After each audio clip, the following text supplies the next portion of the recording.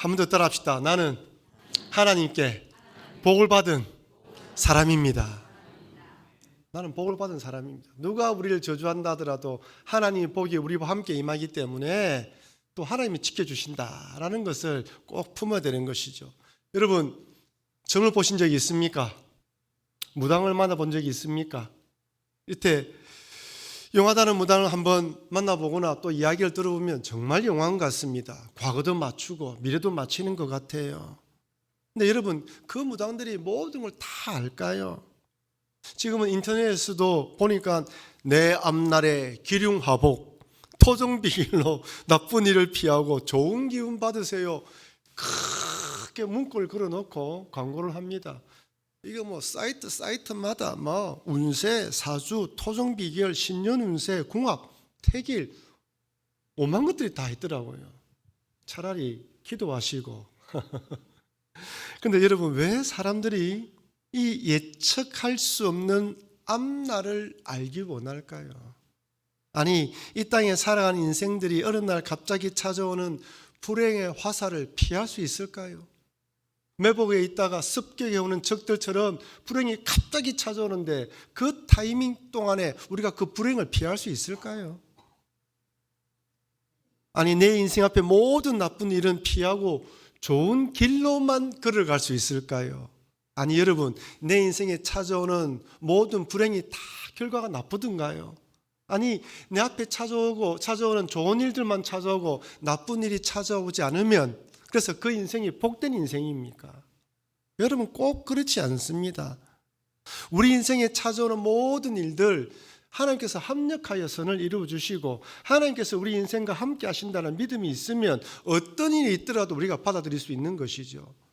여러분, 무당이 용하다고 우리 인생에 찾아오는 모든 불행을 다 막을 수 있습니까? 아니, 그 무당은 그렇다면 자기 죽는 날 알아야죠. 자기 불행에 찾아오는 불행들을 막아야 되는 것이죠. 어떤 무당들은 보니까 자기 자녀에게 찾아오는 불행을 막지 못하는 경우도 보았습니다. 그분은 용하지 않아서 그럴까요? 인간의 한계입니다. 여러분, 고난은 정말 견디기 힘들어요. 가만히 있어도 눈물이 줄줄 흘러나옵니다. 아침이 오지 않기를 바라요. 그날 밤에 죽고 싶은 마음이 몇 번이나 드는 것이 이 고난이에요. 근데 고난을 통과해야지만 사람은 겸손해집니다. 믿는 사람이든 믿지 않는 사람이든 믿지 않는 사람인데 겸손한 사람 보면 분명히 고난을 통과한 사람이에요. 그러니까 고난을 통과해야지만 사람은 겸손해지고 머리를 숙일 줄 알아요. 그렇지 않으면 자기가 이 세상에 제일 잘난 지 아는 것이 우리 인생입니다. 하나님은 이 고난을 통하여 우리가 힘들 줄 알지만 그것을 통하여 우리를 빚어가는 과정입니다. 하나님도 우리가 힘들어하는 거 알아요. 하지만 그것을 통과해야지만 하나님 원하시는 사람이 되는 거예요. 그래, 내 인생에 어떤 불행한 일이 찾아온다 할지라도 너무 힘들어하지 마시고 하나님 믿는 믿음으로 이겨내시길 바랍니다. 살아가다 좋은 일이 찾아오면 감사하시고 힘든 일이 찾아오면 기도하면서 이겨내야 하는 것이죠. 그런데 문제가 뭐냐면 두려움입니다. 우리 인생에 고난과 역경이 찾아오면 두려움도 함께 찾아와요. 고난과 두려움은 한 세트입니다. 언제든지 함께 동행합니다. 불행이 남의 이야기일 때는 쉽게 말합니다. 하지만 나의 불행이 되면 태도가 달라져요. 여러분, 아이들 데리고 동물원 가면 좋아합니다. 호랑이, 사자 보면 애들이 좋아해요. 그 앞에서 막 뛰어놀기도 하고 막 놀리기도 합니다. 하기도 합니다. 철장 속에 갇힌 호랑이, 사자는 무섭지가 않아요.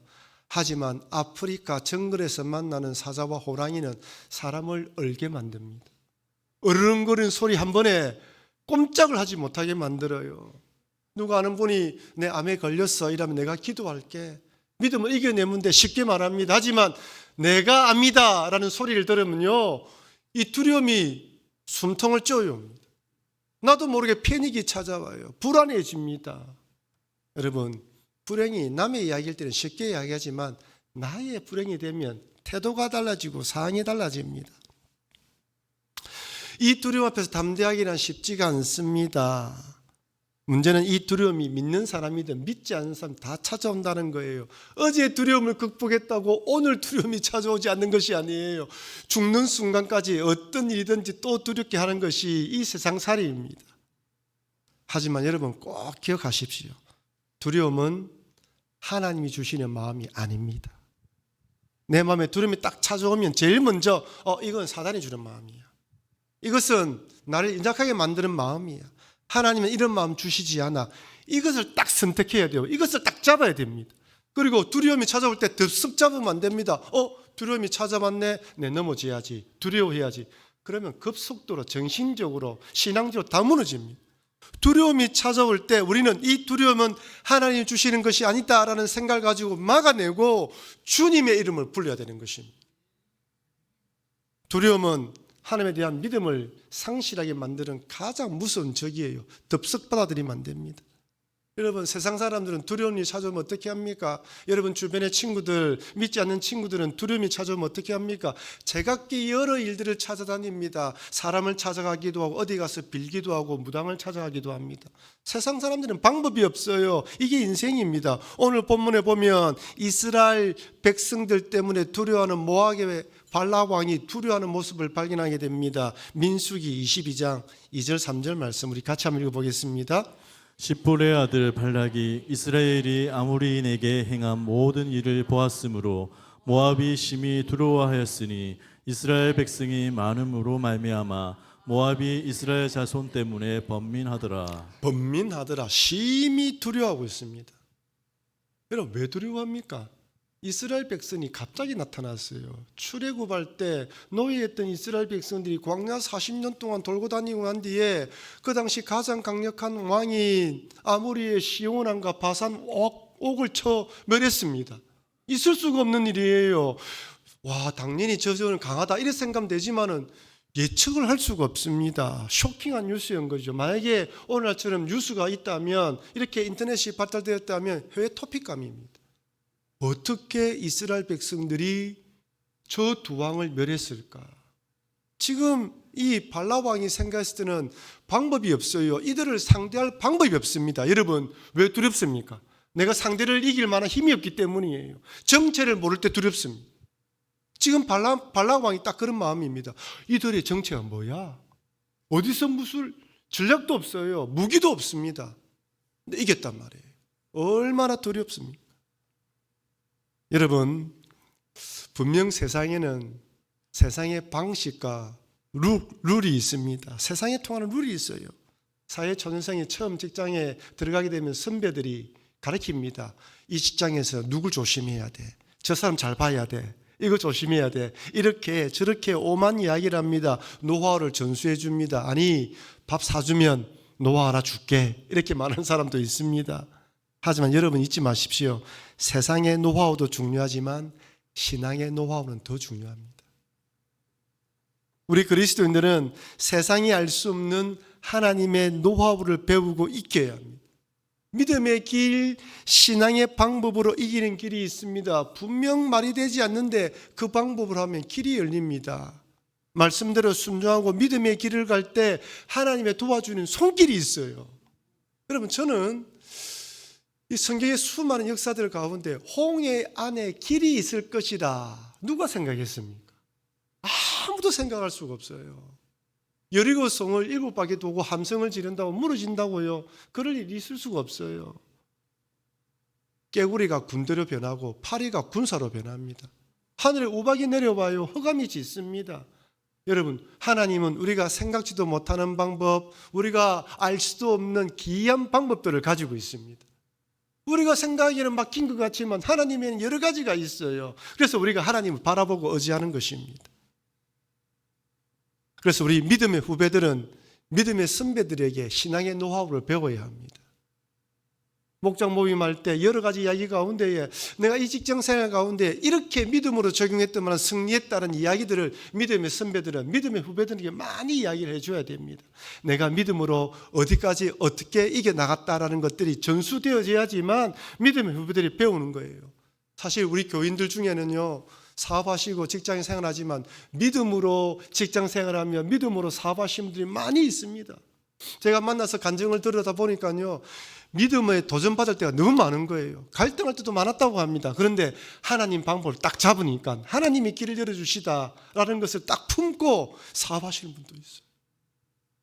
그런 이야기를 많이 듣고 달려가야 됩니다. 이스라엘 백성들이 여러분 여기까지 올 것이라 생각하지 못했던 거예요. 두려워하는 것입니다. 여러분 세상 사람들이 우리를 두려워하는 것은 아니 저들이 가진 것도 없고 공부도 많이 못하고 실력도 없는데 뭔가 되는 거예요. 뭔가 길이 열리는 것입니다. 그럴 때 세상 사람들이 우리를 보고 두려워하는 거예요. 야, 저들 뒤에 있는 하나님이 역사하시는구나. 이런 이스라엘의 등장은 주변 나라들에게 두려움 그 자체였습니다. 세상의 관점에 볼 때 이스라엘과 맞서 어떻게 싸워야 할지 방법이 없는 거예요. 그래서 모압 왕 발락은 부올에 있는 발람을 찾아가게 만듭니다. 용하다는 발람이 이스라엘을 저주하면, 그래서 이스라엘이 저주를 받아 약해질 때 공교하면 이길 것이라 생각합니다. 여러분 이것이 극히 세상적인 사람들의 생각이에요. 하나님 백성들을 저주하면 우리가 이길 수 있을 것이다 이렇게 생각하는 거예요. 근데 여기서 지금 여러분 중요한 것은 모압과 발람이 있는 부올이 얼마나 떨어져 있느냐는 거예요. 옆 동네가 아닙니다. 여러분 모압과 이 부올은 거리가 640km 떨어져 있어요. 이 부올이라는 것은 유브라데 강가에 있습니다. 저 메소포타미아 지역에 있는 것이에요. 그러니까 이 긴 거리 640km를 여러분 걸어서 간다면 얼마나 걸리겠습니까? 하루 20km 간다면 한 달입니다. 말을 타고 가도 보름이 되는 거리예요. 그렇게 멀리 있는 이 발람이 이름이 여기까지 퍼졌다는 것은 그만큼 유명한 사람이라는 거예요. 얼마나 유명한지 몰라요. 지금도 유명하다면 전국을 찾아다니지 않습니까? 맛집도 마찬가지고 유명하다면 다 찾아다닙니다. 얼마나 용하다고 하면요 전국에 다 몰려들어요. 여러분 무당들은 목사처럼 상냥하게 이야기합니까? 안 그래요. 저는 무당이 상냥하다는 이야기 들어본 적이 없습니다. 우리 옆에 계시는 여기 천신불사 우리 종종 보시는데 무서워요. 이야기하지 마십시오. 무당들은요 딱 손님이 오면 말을 높이는 척하면서 말을 깝니다. 앉으세요. 왜 왔어? 왜 그럽니까? 그렇게 가르친대요. 영도에 있는 무당 하시는 분이 예수 믿고 구원받고 간증을 하시는데 그 간증을 들어보니까 이분이요 무당을 가르치는 선생님이에요. 그렇게 가르친답니다. 반말하라고. 영적으로 위에 있다는 것이죠. 딱 기선을 제배한답니다. 그리고 난 뒤에 그렇게 물어보는 사람이 있답니다. 이렇게 해야 될지 저렇게 이야기를 할지 아리까리 할 때는 어떻게 합니까? 그럼 뭐라는 줄 아십니까? 한쪽으로 밀어붙여. 한쪽으로 밀어붙인다는 거예요. 용하다고 다 아는 것이 아니라는 것입니다. 여러분 우리는 그렇다면 이렇게 발람을 찾아가서 용한 사람을 불러와서 그의 힘을 의지하고 도움을 구하고 한다는데 우리 하나님 믿는 사람들은 어떻게 됩니까? 우리들도 그렇게 하나님 믿지 않고 무당을 찾아가야 할까요? 여러분 알고 있죠? 무당들 손님의 30%가 기독교인이라는 거. 자기들이 이야기를 그렇게 해요. 그 교회 권사님이 우리 교회 온다고 친구 데려왔다고. 여러분 진짜로 하나님 믿지 않고 믿음이 약해지면요 지푸라기 잡는 심정으로 용하던 사람을 찾아가는 거예요. 여러분 실제로 이스라엘 초대왕 사울왕 한번 보십시오. 결국에 누굴 찾아갑니까? 무당을 찾아갑니다. 사울왕이 너무 두려웠어요. 사무엘상 28장 5절에는 사울왕의 마음을 이렇게 말합니다. 우리 같이 한번 읽어볼까요? 사울이 블레셋 사람들의 군대를 보고 두려워서 그의 마음이 크게 떨린지라. 여러분 이 구절을 통하여 사울의 마음이 얼마나 두려워 떨은지 알 수가 있습니다. 블레셋 군대를 보니까 첫째 내 힘으로 이길 수 없겠다. 두 번째 여기가 끝인가 봐. 그런 마음이 딱 몰려오죠. 싸울 의욕이 없습니다. 천하의 사울왕도요 안 되는 거예요. 두려움이 몰려와서 딱 잡히는 순간 모든 걸 다 내놓게 되어 있습니다. 하나님의 영이 떠난 사울왕, 하나님을 더 의지하지 않는 사울왕, 자기보다 강한 적이 나타나자 자기 힘으로 이길 수 없다는 생각이 들자 그때부터 두려워 떨기 시작합니다. 여러분 왕이라는 신분이 두려움을 이겨내지 못합니다. 여러분이 가지고 있는 돈, 여러분 가지고 있는 젊음, 여러분 가지고 있는 재력, 여러분 가지고 있는 신분, 여러분 가지고 있는 모든 것들 여러분 다 내어보십시오. 두려움이 뭐라 도망치는가요? 절대로 도망치지 않아요. 오히려 코숨칩니다.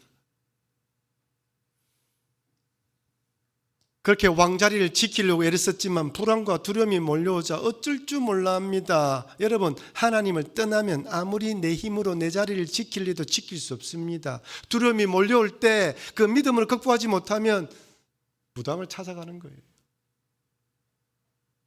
그렇다고 여러분, 사울왕이 처음부터 무당을 찾아갔습니까? 아닙니다. 사울왕이 하는 게 기도예요. 사무엘상 28장 6절 같이 읽겠습니다.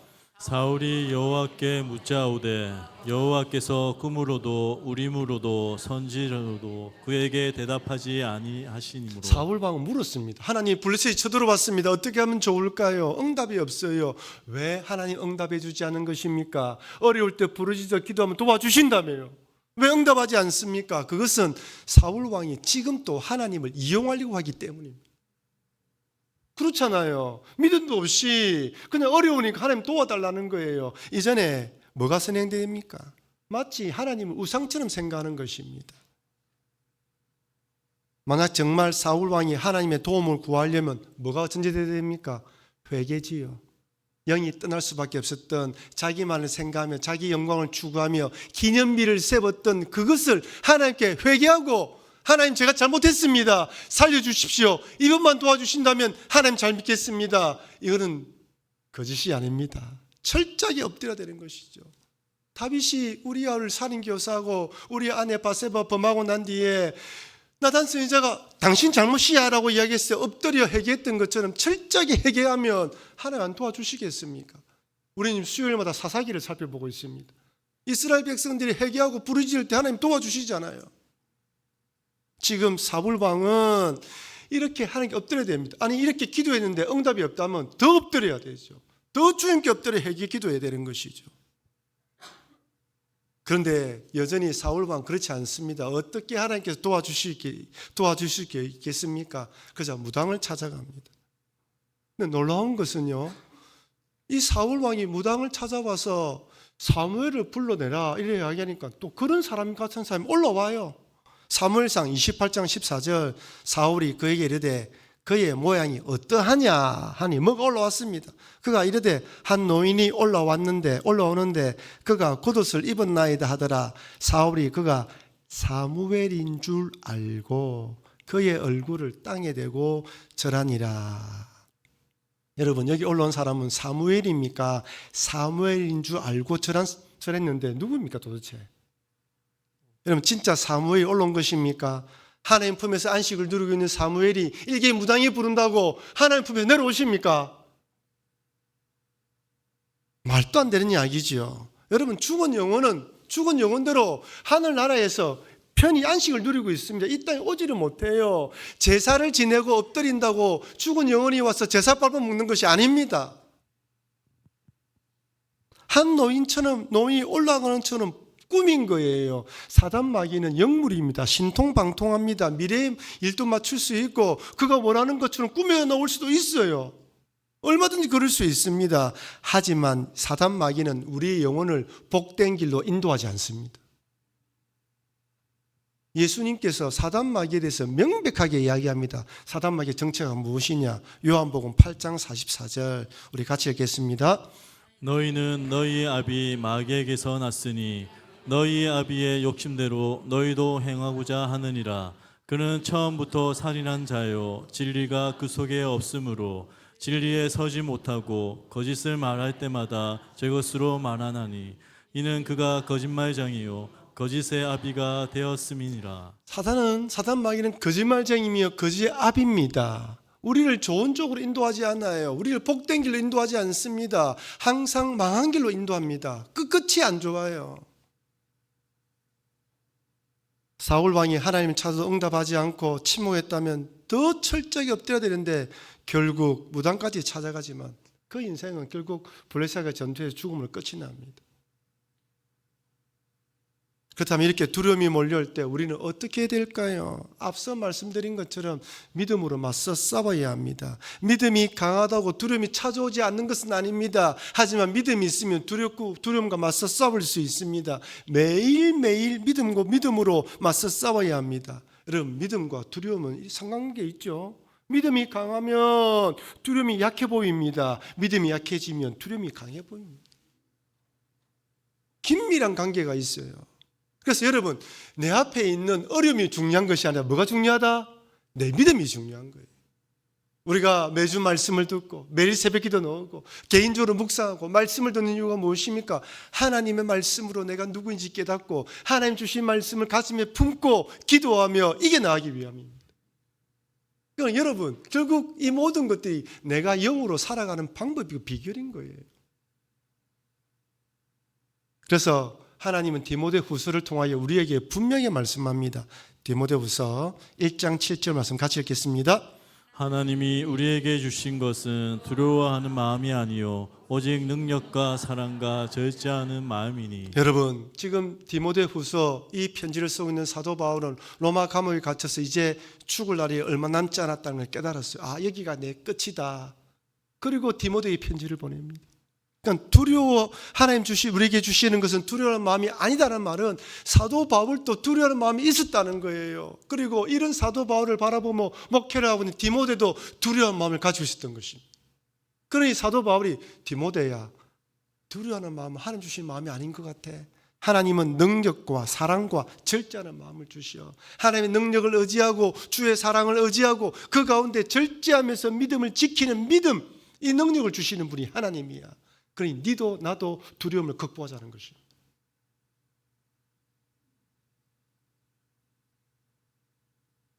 오늘 본문은 우리가 어떤 자인지 분명하게 이야기해 줍니다. 왜 두려움을 극복할 수 있는지, 왜 사도 바울이 이렇게 할 수 있는지. 오늘 본문에서 발락이 발람을 찾아갔지만 하나님은 발람을 통하여 우리가 어떤 존재인지 분명히 이야기해 줍니다. 그런데요, 다음 주도 이어서 살펴보겠지만요, 오늘 본문의 말씀은 이해되지 않는 일들이 너무 많아요. 왜 하나님이 발람을 만나 주시는가? 발람은 하나님이 어떻게 알았는가? 다음 주 살펴보겠지만은 나귀가 말까지 합니다. 어떻게 받아들여야 되는가? 이걸 통하여 우리에게 무슨 교훈을 주시는가? 발락이 찾아왔을 때 발람이 이렇게 이야기를 합니다. 민수기 22장 8절, 발람이 그들에게 이르되 이 밤에 여기서 유숙하라. 여호와께서 내게 이르시는 대로 너희에게 대답하리라. 모압 귀족들이 발람에게서 유숙하니라. 여러분, 발람이 여호와께 묻겠다고 합니다. 아니, 왜 그렇다면 이 발람은 여호와를 섬기는 사람일까요? 아니에요. 이 사람은 추술가입니다. 그러니까 이 사람의 생각에 이스라엘이 믿는 하나님도 자기가 얼마든지 불러올 수 있다라고 자신감을 가지고 있는 거예요. 그는 유일하신 하나님 믿는 것이 아니라 많은 신 중에 여호와 하나님 있겠지라고 생각하고 내가 불러오겠다는 것입니다. 그런데 하나님이 이런 발람을 찾아오셔서 이렇게 말씀하셔요. 민수기 22장 12절 말씀 우리 같이 읽겠습니다. 하나님이 발람에게 이르시되 너는 그들과 함께 가지도 말고 그 백성을 저주하지도 말라. 그들은 복을 받은 자들이니라. 여러분, 하나님이 왜 이런 발람을 찾아와서 말씀해 주시는 것일까요? 그렇다면 우리도 얼마든지 무당을 통해서 하나님의 말씀 받을 수 있단 말입니까? 오늘 본문에서 이야기하고 싶은 것은 안 믿는 발람을 찾아가니까 하나님이 그래 어리석은 사람에게 이런 발람을 통해서도 이야기해 주신다는 걸 교훈해 주기 원하는 거예요. 모든 걸 통치하고 있는 분이 하나님이다 라고 이야기하는 거예요. 그렇다고 무당을 찾아가라는 것이 아닙니다. 오늘 이 메시지의 핵심이 무엇입니까? 이스라엘은 뭐라고요? 내가 복 주는 자다. 그걸 전하라는 것입니다. 너네들이 아무리 저주한다 할지라도 안 된다는 것을 분명히 전하라는 거예요. 영적인 세계에 하나님이 최고라는 것을 알아라는 것입니다. 이스라엘은 복받은 자들입니다. 여러분, 동일하게 우리도 동일합니다. 세상적으로 바라보면 우리들이 세상 사람들 비교해보면 가진 것이 뭐가 얼마나 뛰어나겠습니까? 실력이 얼마나 뛰어나겠습니까? 부족한 게 너무 많아요. 근데 세상 사람들 우리를 바라보면 두려울 때도 있습니다. 왜? 저 사람 하나님 믿는 사람이다. 근데 우리가 이런 마음을 더 가져야 되는 거예요. 내가 하나님 믿는 사람이기 때문에 세상이 어떻게 저주한다 하더라도 나는 저주받지 않는 사람이다. 사랑하는 성도 여러분, 신년을 맞이하고 한 6주가 지나고 또 우리는 새로운 또 새를 음력으로 맞이하게 됩니다.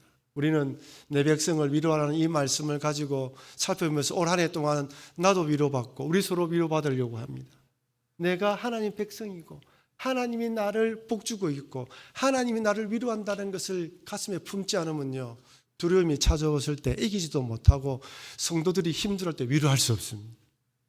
그러니 여러분, 올 한 해를 살아가면서 어떤 일이 일어난다 하더라도 내 인생 가운데 불행이 찾아오고 두려움이 찾아오겠지만 나는 복받은 사람이란 사실을 잊지 마시고 두려움을 덥석 받아들이지 마시고 두려움을 믿음으로 극복하시고, 두려움은 하나님 주시는 마음이 아니라 사단 마귀가 주는 마음이라는 것을 꼭 품고 몰아내고 극복하시며 승리하시는 여러분과 제가 되기를 바랍니다. 우리는 복받은 사람이라는 것을 꼭 기억하며 어떤 상황 속에서도 복받은 사람으로 믿음으로 승리하시는 여러분과 제가 되길 주의 이름으로 축원합니다.